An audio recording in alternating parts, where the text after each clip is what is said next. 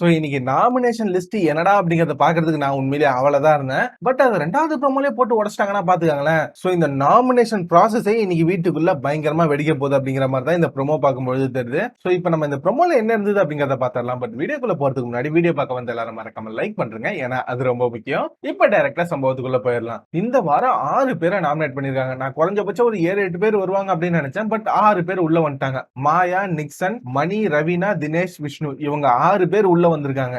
எனக்கு தெரிஞ்சு உண்மையாவே ஓட்டிங் படி பார்த்தோம் அப்படின்னா இந்த வாரம் வெளில போறதுக்கு நிக்சன், ரவீனா, விஷ்ணு இவங்க 3 பேருக்கு தான் அதிகமான வாய்ப்பு இருக்கு. இன்ஃபேக்ட் விஷ்ணு கூட தப்பிக்கிறதுக்கு வாய்ப்பு இருக்கு. இன்னைக்கு அவர் மாயா கிட்ட சண்டை போட்டார் இல்லையா, அதே மாதிரி இந்த வாரம் ஃபுல்லா விளையாண்டா கூட அவர் இந்த வாரம் எஸ்கேப் ஆகலாம். ஆனா நிக்சன், ரவீனா அதிகப்படியான சான்ஸ் இருக்கு இந்த வாரம் வெளில போறதுக்கு. ஆனா இந்த வாரம் எப்படி போக போகுது அப்படின்னு தெரியல. அதை வச்சுதான் டிசைட் பண்ண முடியும். பட் மாயா இத்தனை நாள் எவிக்ஷனுக்கே வராம தப்பிச்சிட்டு இருந்தாங்க. அவங்க இந்த வாட்டி வந்துட்டாங்க. நீங்க கேட்கலாம் மாயா கூட ஓட்டிங் கம்மியா தான் இருக்கு, அவங்கள ஏன்டா சொல்ல மாட்டா அப்படிங்கிற மாதிரி நீங்க கேட்கலாம். மாயாவை நம்ம சொல்லி என்னங்க பண்ண முடியும்? அவங்க எவ்வளவுதான் ஓட்டிங் கம்மியா இருந்தாலும் மாயா நீங்க சேஃப் அப்படிங்கிற மாதிரி சேனல்லே அவங்கள சேவ் பண்றாங்க. அது உங்களுக்கு தெரிஞ்ச விஷயம் தானே. சோ அதனாலதான் நான் அதை மென்ஷன் பண்ணல. இந்த நாமினேஷன் ப்ராசஸ் முடிஞ்ச உடனே பயங்கரமா வெடிக்க ஆரம்பிக்குது. அந்த பக்கம் மணி போயிட்டு ரவீனா கிட்ட பேசிக்கிட்டு இருக்காப்ல. அந்த நிக்சன் பையன் எப்படி என்ன சொல்லலாம், நான் பேசினது அவனுக்கு அஃபெக்ட் ஆகுது அப்படின்னு அவன் சொல்றான். அது எந்த வகையில நியாயம்? அவன் பாட்டுக்கு இதை சொல்லி நாமினேட் பண்றான் அப்படின்னா அவன் குரூப்பிசம் பண்றான் தானே அர்த்தம் அப்படிங்கிற மாதிரி இவர் புலம்பிக்கிட்டு இருக்காப்ல. நிக்சன் ஏதோ எக்கு தப்பா சொல்லி மணியை நாமினேட் பண்ணிட்டாரு போல, அதனால மாட்டிக்கிட்டாரு. நிக்சனுக்கு மணி மேல ஒரு காண்டு தான். ஏன்னா ஐஷு கிட்ட போயிட்டு பேச வேணாம் அப்படின்னு மணி முன்னாடி சொன்னாரு இல்லையா, அப்போத்துல இருந்தே இவருக்கு ஒரு காண்டு.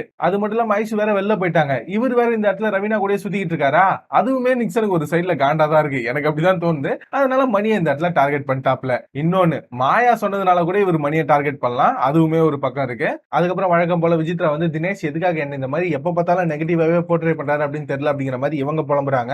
அதுக்கேற்ற மாதிரி தினேஷ் அந்த பக்கம் உட்காந்து எதுக்காக விசித்ரா இப்படி பண்றாங்க அப்படின்னு தெரியல. இப்ப கூட பாத்தீங்களா அவங்க தான் என்ன ஒம்புக்கு இழுக்கிறாங்க, இது அவங்களோட டாக்டிக்ஸ், அவங்களா நம்மள உள்ள இழுத்து அப்புறம் மாட்டி விட்டுருவாங்க அப்படிங்கிற மாதிரி தினேஷும் கொந்தளிக்கிறாப்ல. எனக்கு தெரிஞ்சு தினேஷ் விசித்ராவை நாமினேட் பண்ணாரா அப்படின்னு தெரியல. ஏன்னா அவர் சொல்றத பார்த்தா விசித்ரா தான் தினேஷை முதல்ல நாமினேட் பண்ண மாதிரி தெரியுது. என்னன்னு தெரியல, இன்னும் நாமினேஷன் ப்ராசஸ் ஆரம்பிக்கல. இப்பதான் ஸ்மால் பாஸ், பிக் பாஸ் அதெல்லாம் பத்தி பிரிக்க ஆரம்பிக்கிறாங்க. கொஞ்ச நேரத்துல நாமினேஷன் ஆரம்பிச்சிடும் அப்படின்னு நினைக்கிறேன். அப்போ ஃபுல் டீடைல் வந்த உடனே அதை கிளியரா சொல்றேன். பட் தினேஷ் விசித்ரா பகை அப்படிங்கிறது இன்னும் போய்கிட்டே தான் இருக்கு. அது என்னைக்கு முடிய போகுது அப்படின்னு தெரியல.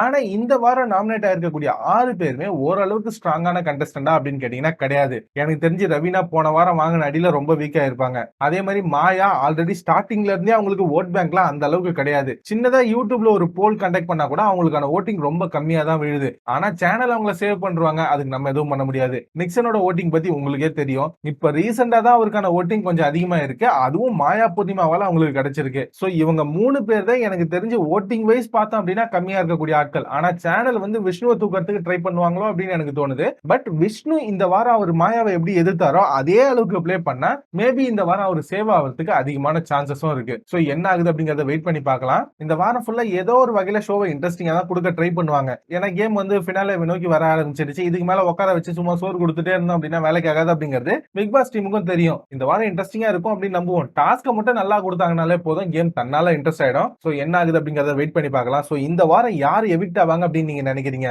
எனக்கு தெரிஞ்சு இந்த வாரம் எவிக்ட் ஆகிறதுக்கு அதிகமான சான்ஸ் இருக்கிறது நிக்சன் அண்ட் ரவீனா தான். சோ உங்களோட ஒப்பீனியன் என்ன அப்படிங்கறத மறக்காம கமெண்ட்ல போடுங்க. அது மட்டும் இல்லாம இவ்வளவு தூரம் வீடியோ பார்த்திருந்தீங்க அப்படின்னா போற போக்குல ஒரு லைக் போட்டு போனீங்க அப்படின்னா நம்ம சேனல் இன்னும் நிறைய பேர்கிட்ட ரீச் ஆகும். சோ இதை பண்ணுவீங்க அப்படின்னு நம்பி இப்ப வீடியோ முடிச்சுக்கிறேன். அடுத்த வீடியோல உங்க எல்லாரையும் மீட் பண்றேன். Until then, bye bye, thank you guys.